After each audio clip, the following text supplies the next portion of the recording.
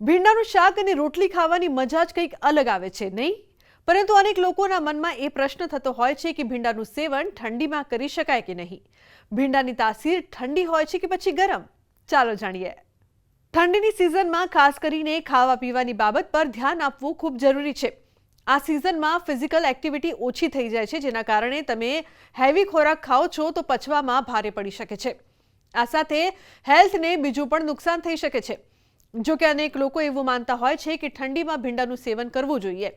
આ સાથે ઘણા લોકોનું માનવું છે કે ઠંડીમાં ભીંડા ખાવાથી હેલ્થ પર અસર પડી શકે છે.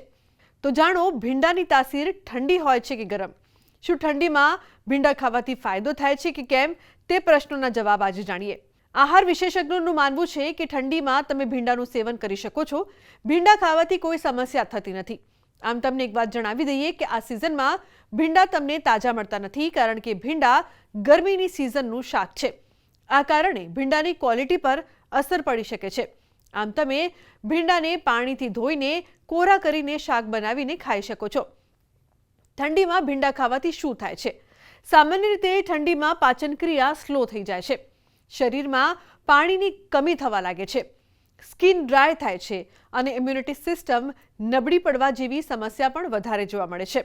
એક્સપર્ટ અનુસાર સિઝનમાં એટલે કે ઠંડીમાં ભીંડાનું સેવન કરવું સ્વાસ્થ્ય માટે સારું સાબિત થઈ શકે છે. ભીંડામાં અનેક પોષક તત્વો એવા હોય છે જે સ્વાસ્થ્ય માટે ખૂબ ગુણકારી છે. ભીંડામાં પ્રાકૃતિક જેલ એટલે કે મ્યુસિલેઝ હોય છે, જે શરીર માટે અનેક રીતે ગુણકારી છે. ઠંડીમાં સ્કિન ડ્રાય થઈ જાય છે, એવામાં તમે ભીંડાનું સેવન કરો છો તો ફાયદો થાય છે.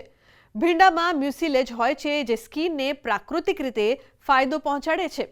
આ આંતરડાની કાર્યપ્રણાલી પણ સુધારે છે. હવે સવાલ એ કે ભીંડાની તાસીર ગરમ હોય છે કે પછી ઠંડી, જે ઘણા બધા લોકોને નથી ખબર. ભીંડાની તાસીર ઠંડી હોય છે.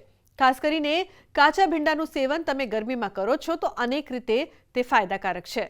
તમે જો ભીંડા ખાઓ છો તો એ તમને સમતોલ કરી નાખશે, તમારા મંદાગ્નિને પણ સરસ રીતે પ્રજ્વલિત કરશે. અને હવે જો એવું છે કે તમે ડાયાબિટીસ છો અથવા તો તમને થાઇરોઇડ છે, તો એ લોકોએ ભીંડા ખાઈ જ શકાય. અને બીજું સારામાં સારું એનું એ પાસું છે કે જ્યારે એની અંદરની જે ચીકાશ છે, જે લીકેજ છે, એ એવું છે કે જે તમને બહુ જ બધા એન્ઝાઇમ્સ ડેવલપ કરવા માટે મદદરૂપ થાય છે. તમારા લીવરને એ એન્ઝાઇમ્સ ડેવલપમેન્ટ માટેનું કામ કરે છે અને એસિડ ઓછા કરે છે. એટલે ચયાપચયની પ્રક્રિયા સારી કરવા માટે થઈને મદદરૂપ થાય છે. એટલે ભીંડા દરેક ઋતુમાં ખાઈ શકાય, પણ ઓરિજિનલી ઉનાળુ શાક છે, એટલે ઉનાળામાં ખાવ તો સારું છે. શિયાળામાં ખાવું હોય તો થોડુંક ધ્યાન રાખીને કે એની અંદર તમે આદુ, મરચાં અને લસણ નાખીને ખાઓ છો. તો આજના અમારા આ અહેવાલમાં બસ આટલું. ફરી મળીશું એક નવી અને મહત્વપૂર્ણ જાણકારીની સાથે. પરંતુ આ વિડીયોને આપ વધુમાં વધુ લાઇક કરજો અને વધુમાં વધુ શેર પણ કરજો, જેથી બીજા લોકોને પણ એ ખબર પડે કે ભીંડાની તાસીર ઠંડી છે કે ગરમ. નમસ્કાર.